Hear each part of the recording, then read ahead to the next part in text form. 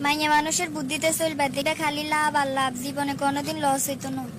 আঙ্গো পুকুরের সবচেয়ে বড় মাছ ইগে নি রাজা মশাইরে দিমু। রাজা মশাই আমনের লাই আঙ্গো পুকুরের সবচেয়ে বড় মাছ গাইছি, যদি রাখেন খুশি হইতাম। অবশ্যই রাখুম, মাছ তো আর খুব প্রিয়, আর তোর মাছগাও মাশাল্লাহ দেখতে খুব আকর্ষণীয়। তোর উপর আমি খুশি হইছি। এলো 10,000 টাকা বকশিস, এটা লই বাড়ির যা। জি জাহাপনা, মহারাজের জয় হোক। এই তোর কি মাথা খারাপ হয়ে গেছে নি? রানী, তুই এরকম করো আরো কিল্লাই? সামান্য এগে মাছের লাই তুমি 10,000 টাকা দিয়ে ধরো। এরকম যদি খরচ করতে থাকো তাহলে তো আঙ্গো এই রাজ্যে বেশি দিন টিকে থাকতো না। অন তুই কো আই কিতাম। ওই গরিব জেলেরে মাছিকে হিরে দিতে এগুন লইল। এটা তুই কি কইলে? রাজারা একবার যেটা মুখ দি বাইর করে এটা আর ফিরাই লয় না। তোমার বুদ্ধি ধরে চললে তো আই রাজ্য সারি বনবাসে যাইতে হইব। হুনো এমন একখান বুদ্ধি দিমু তোরে, ওই জেলে মাছ লই যাব, তোরে টাকাও ফেরত দিয়ে দেবো। কি এমন বুদ্ধি তোমার মাথা দাইছে কসাই? হুনো ওই জেলেরে ডাকি জিগাইবা এগে কি পুরুষ মাছ নাকি মহিলা মাছ। যদি মহিলা মাছ কয় তুমি কইবা পুরুষ মাছ লাগবে, যদি পুরুষ মাছ কয় তুমি কইবা তোমার মহিলা মাছ লাগবে। বা বা বা, তোমার মাথা তো মেলা বুদ্ধি। এত বুদ্ধি লই রাইছে ঘুমাইয়ে কেন তুমি? মাইয়া মানুষের বুদ্ধিতে চলবে, দেখবে খালি লাভ আর লাভ, জীবনে কোনোদিন লস হইতো না। ঠিক আছে, তাইলে চাই তোমার এই বুদ্ধি কাজে আইয়ে নি।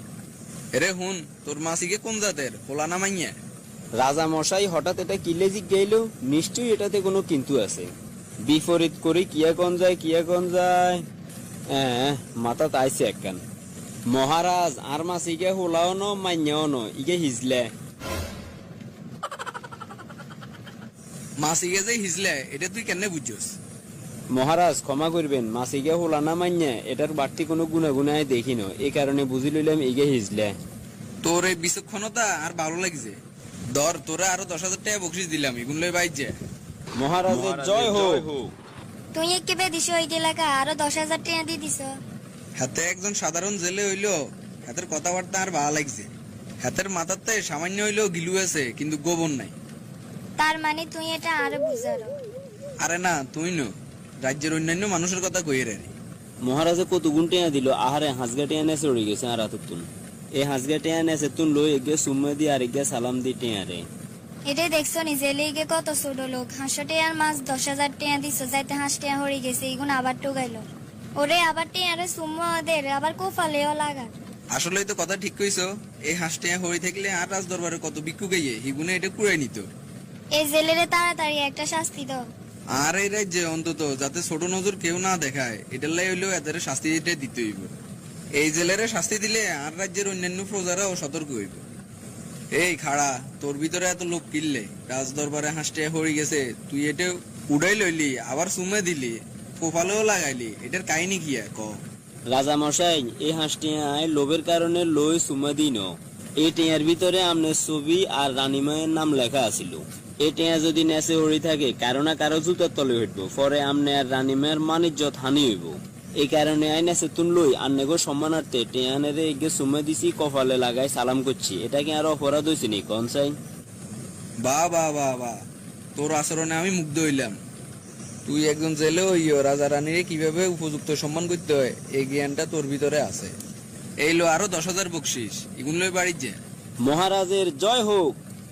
ঘটনা কি আর দেখি কোনো বুদ্ধি এ কামে আইয়েন না, যেটাই কই এটা দেখি আরো উল্টে বিপরীত হয়।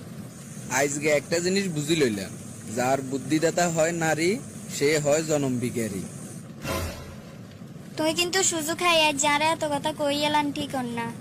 মাসি গেল্লাই 10,000 টাকা দিছি, এটা তোমার সহ্য হয় না। এই টাকা উড়াইতাম যাই, আই অনগা আরো 20,000 টাকা জরিমানা দিলাম। আয় তো কইছি তোমার ভালো লাইয়া না। বালাল্লাই কইছো বুঝছি, কিন্তু তোর বুদ্ধি যে হাঁটুন নেছে এটা তো আই আগে কইতে দিতাম না। রাজা মশাই রানিমের বুদ্ধি ধরি চলি আর 500 টাকার মাছ 30,000 টাকা দিয়ে আর বিদে দিছে। মাইনুলা মানুষ বেশি চালাকি করলে যা হয় আরই। সেনাপতি বলেন জাহাপনা। আর এই রাজ্যে ঘোষণা করি দাও, কেউ যাতে নারীর বুদ্ধিতে না চলে। এটাও কই দিও লগে, কেউ যদি নারীর বুদ্ধিতে চলে হাতের 10,000 জায়গায় 30,000 টাকাও জরিমানা দিতে হইব। মহারাজ আপনারা কি করতাম এটাই তো বুঝিয়েন না। আমি নিজের বোর কথা শুনি তো লসে আছি। পরে বুঝি লইলাম মাইলার বুদ্ধিতে চলনের তুন নিজের বুদ্ধিতে ফকির অন বালা আছে। এটা বুঝতে আঙ্গ অনেক দেরি হয়ে গেছে।